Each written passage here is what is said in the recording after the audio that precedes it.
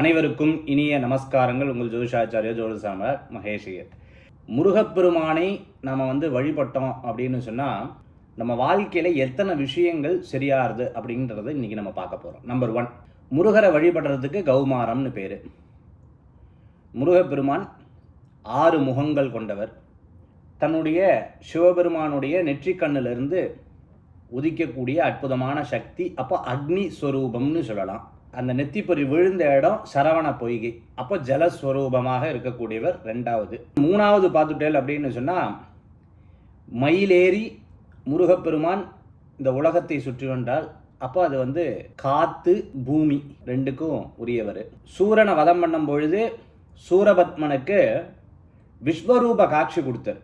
அப்போ 4வது பார்த்துட்டிங்கன்னா இந்த பூமியும் வானத்தையும் அளக்கக்கூடியவர். இப்போ பஞ்சபூதங்களில் முருகப்பெருமான் எப்படின்னு நான் சொல்லிட்டேன் பாருங்கள். ஒரு தெய்வம் பஞ்சபூதங்களுக்கும் உரிய தெய்வமாக மாறுறார். Point number 1.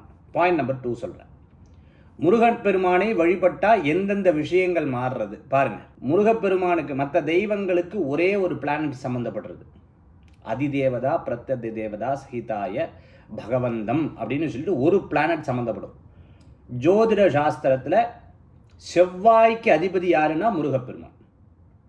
செவ்வாய்க்கு அதிபதி முருகர். இப்போ செவ்வாய் எத்தனை வீட்டுக்குரியவர்? மேஷம், விருச்சிகம். இப்போ இந்த 2க்குமே அப்போ முருகப்பெருமானுடைய அனுகிரகம் இருக்கா? இந்த 2 ராசிக்கும். சரி, இப்போ உங்களுக்கு ஒரு ராசியாக இருந்தது அப்படின்னு சொன்னால் அந்த ராசிக்கு முருகப்பெருமானுடைய அனுகிரகம் வந்துடுறது. அது மட்டும் இல்லாத உங்களுக்கு லக்னத்திலிருந்து கணக்கு போடும்பொழுது செவ்வாய், அதாவது மேஷம் ஒரு வீடு வரும். உதாரணத்துக்கு மீன லக்னமாக இருந்தால் 2ஆம் இடம் வரும். அதே மாதிரி பார்த்துட்டு அப்படின்னு சொன்னால் துலா லக்னமாக இருந்தது அப்படின்னா 2ஆம் இடம் விருச்சிக ராசியாக வருது. இல்லை கன்னி ராசியாக இருந்தது, கன்னி லக்னமாக இருந்ததுன்னா 3ஆம் இடம் உங்களுக்கு விருச்சிக லக்னம். அப்போது 2 பாவங்கள், 2 விதமான பாவங்கள், 2 விதமான ஹவுசஸ்ன்னு சொல்லுவாங்க. பாவங்கள் அது முருகப்பெருமானுடைய அனுகிரகம் பெற்றெடுத்து மேஷ ராசிக்காரர்களுக்கும் வந்துருச்சு, விருச்சிக ராசிக்காரர்களுக்கும் வந்துருச்சு. இப்போ 2 பாயிண்ட் இதில் சொல்லியிருக்கேன். அடுத்தது பார்த்தீங்க அப்படின்னு சொன்னால் நட்சத்திரங்களில் மிருகசீரிஷ நட்சத்திரம், சித்திரை நட்சத்திரம், அடுத்தது பார்த்துட்டேன்னா அவிட்ட நட்சத்திரம். இதுவும் செவ்வாய்க்கு உண்டான நட்சத்திரம். மிருகசீரிஷ நட்சத்திரம் ரிஷபத்திலையும் வர்றது, மிதுனத்திலையும் வர்றது. இப்போ ஏற்கனவே மேஷம் வந்துருச்சு, விருச்சிக ஏற்கனவே வந்துடுது பாயிண்ட் நம்பர் 1ல். பாயிண்ட் நம்பர் 2ல் பாருங்கள், ரிஷபம் வந்துடுது, மிதுனமும் வந்துடுது. இந்த இடத்துல கன்னி, ஏன்னா சித்திரை நட்சத்திரம் கன்னிலையும் வரும், துலாத்திலையும் வரும். ஆக மேஷம், ரிஷபம், மிதுனம், அடுத்தது என்னது கன்னி, அடுத்தது துலாம். இது வந்துட்டா அடுத்த பாயிண்ட் பார்க்க போகிறோம். அவிட்டம், மகரம், கும்பம். அப்போ அவிட்டத்துக்கு மகரம் கும்பமும் யார்? முருகப்பெருமான் அனுகிரகம் பண்ணிட்டார். அவிட்டத்தில் மகரமும் கும்பமும். மேஷம், ரிஷபம், மிதுனம். அடுத்தது பார்த்துட்டிங்கன்னா என்னது? கன்னி, துலாம், மகரம், கும்பம். 12 ராசியில் 7 ராசி உங்களுக்கு சொல்லிட்டேன். 12 ராசியில் 7 ராசியை சொல்லிட்டேன். அதுக்கப்புறம் பார்த்துட்டேன்னா இவர் உங்களுக்கு தெரியும், கிருத்திகை நட்சத்திரத்துக்கு முருகப்பெருமான் உகந்தவர். கிருத்திகை நட்சத்திரம் 2 ராசி, அதுவும் மேஷம் கிருத்திகை ரிஷபத்தில் வந்துடுறது.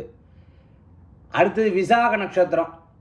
இப்போ விசாக நட்சத்திரம் துலாம் விருச்சிகம் வந்துடுறது. இப்போ நமக்கு மிஞ்சமானது என்னது? கடகம் இருக்குது, சிம்மம் இருக்குது.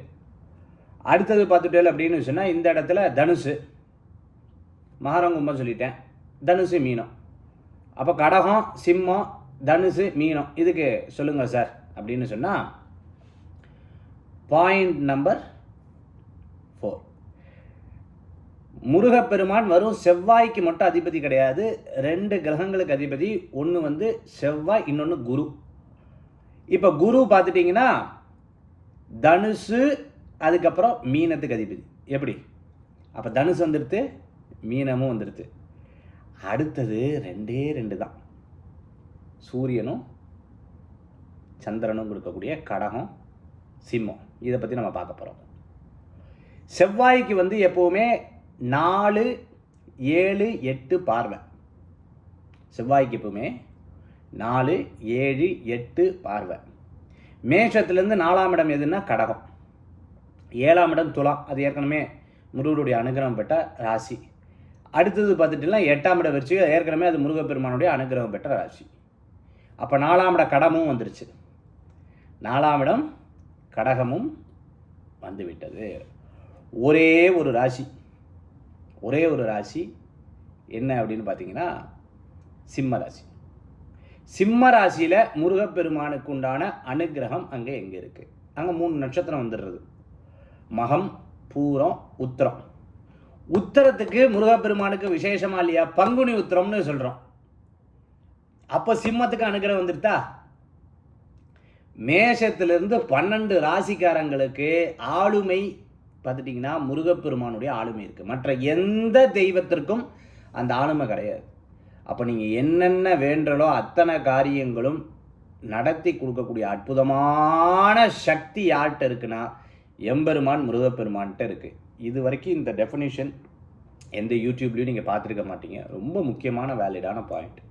அதனால் முருகனை வழிபட்டால் A to Z எல்லா விஷயத்தையும் அவர் நடத்தி கொடுப்பார், காப்பாற்றி கொடுப்பார்.